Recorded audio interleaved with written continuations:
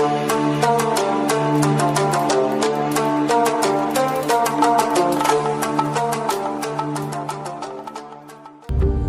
दोस्तों, आज हम इस वीडियो में बात करने वाले हैं कौन है सत्यनारायण भगवान और क्या है उनकी कथा। आइए जानते हैं इस वीडियो के माध्यम से। दोस्तों, भगवान विष्णु का ही स्वरूप है सत्यनारायण। सत्यनारायण भगवान वैष्णव परंपरा में भगवान विष्णु का ही सत्य स्वरूप है। भगवान विष्णु की कई तरह की छवियां प्रचलित है। इनमें एक सबसे प्रसिद्ध है जिसमें वह क्षीर सागर में शेषनाग की सैया पर आराम की मुद्रा में है। देवी लक्ष्मी उनके पैरों के पास बैठी हुई है, उनकी नाभि से कमल निकल रहा है और ब्रह्मा जी उस कमल पर विराजमान है। यह चित्र संसार के निर्माण का चित्रण माना जाता है। इस तरह की है सत्यनारायण भगवान की मुद्रा। इसके बाद भगवान विष्णु का एक और स्वरूप सामने आता है। इसमें वह कमल पुष्प पर खड़े हैं। उनके 4 हाथ है, 2 हाथ कंधों से ऊपर उठे हुए हैं। उसमें बाएं हाथ में शंख है, दाहिने हाथ में चक्र, नीचे के दाहिने हाथ में गदा है और बाएं हाथ में कमल। यही कमल वाला हाथ आशीर्वाद की मुद्रा में भी है। भगवान विष्णु के इस स्वरूप को चतुर्भुज स्वरूप और इसी रूप में संपूर्ण सत्य होने के कारण इन्हें ही सत्यनारायण कहते हैं। अब बात करते हैं नारायण के आगे सत्य क्यों जुड़ा। नारायण के आगे सत्य इसीलिए जोड़ा गया क्योंकि इस स्वरूप में दया, ममता, वात्सल्य, प्रेम के साथ दंड, क्रोध, युद्ध और विनाश ये 8 भाव समाहित है। ये स्वरूप बताता है कि ईश्वर जिसे नारायण कहा गया है वह सदैव धर्म की रक्षा के लिए तत्पर है और अधर्मियों के नाश से पीछे नहीं हटेंगे। यदि वह गदा से दर्द देगा तो कमल पुष्प से मीठी सहलाहट भी देगा। वह साधु अर्थात सज्जन समाज को प्रेम करेगा तो पापियों का चक्र से विनाश करेगा। भक्तों और मानवता से प्रेम करने वालों के लिए उसके हृदय में विशेष करुणा है। इसी कारण उन्हें करुणा निधि कहते हैं। यही स्वरूप भगवान विष्णु का सत्यनारायण स्वरूप है। अब सवाल उठता है कि इस स्वरूप को देखा किसने, जाना किसने। इसे लेकर स्कंद पुराण में कथा है। देवर्षि नारद भगवान विष्णु से हमेशा संसार के विषय में सत्संग करते थे। तब उन्होंने एक दिन पूछा कि सत्य क्या है। वास्तव में मैं जो देख रहा हूँ यह सब क्या है? क्या ये सदैव रहेगा?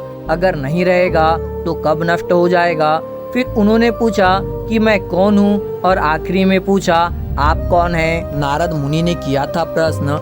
यह प्रश्न सुनकर भगवान मुस्कुराए और फिर आंखें बंद करके ओम का उच्चारण किया। यह ध्वनि सुनकर नारद को शांति मिली और वे प्रकाश से भर उठे। इसी प्रकाश में उन्हें चतुर्भुजाधारी रूप के दर्शन हुए, लेकिन इस आकृति का कोई चेहरा नहीं था। जब उन्होंने भगवान विष्णु से बार बार प्रार्थना की तो तब इसी चतुर्भुज स्वरूप में उन्हें सामान्य अवस्था में सामने आकर दर्शन दिए। इस स्वरूप में कहा कि यह तुम्हारे आखिरी प्रश्न का उत्तर, यह मेरा स्वरूप है। अब ध्यान से देखो, खुद में देखो, यही तुम्हारा स्वरूप है। तब नारद मुनि ने देखा कि सारा ब्रह्मांड, पृथ्वी, आकाश, नक्षत्र, ग्रह और तारामंडल सब कुछ भगवान विष्णु के हृदय में है। खुद वह भी उनके हृदय में बैठे उन्हें ही देख रहे हैं। अपने हृदय में भी उन्हें यही दृश्य दिखा। तब उन्हें सत्य समझ में आया और उन्होंने इस स्वरूप को सत्यनारायण स्वरूप कहा।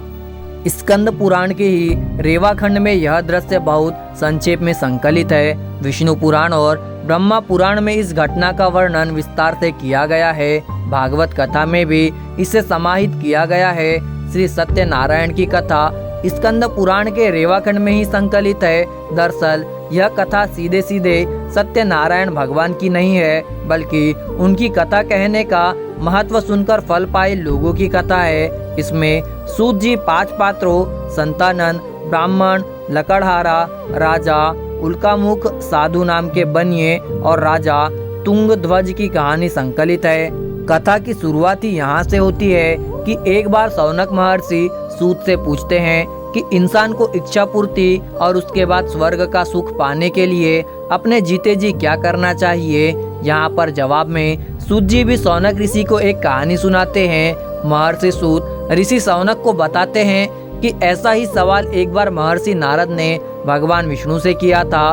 उसके जवाब में नारद जी को भगवान विष्णु जी ने एक कथा सुनाई थी। सूत ऋषि शौनक जी से जिस कथा की बात कर रहे थे, दरअसल वह नारद जी द्वारा भगवान विष्णु से पूछे गए सवाल ही थे, जिसमें उन्हें भगवान के इस स्वरूप के दर्शन हुए थे।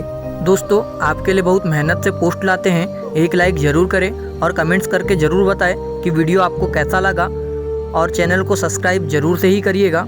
मुझे पूरा यकीन है आपका दिल बहुत बड़ा है, आप इस पोस्ट को लाइक और चैनल को सब्सक्राइब जरूर करेंगे।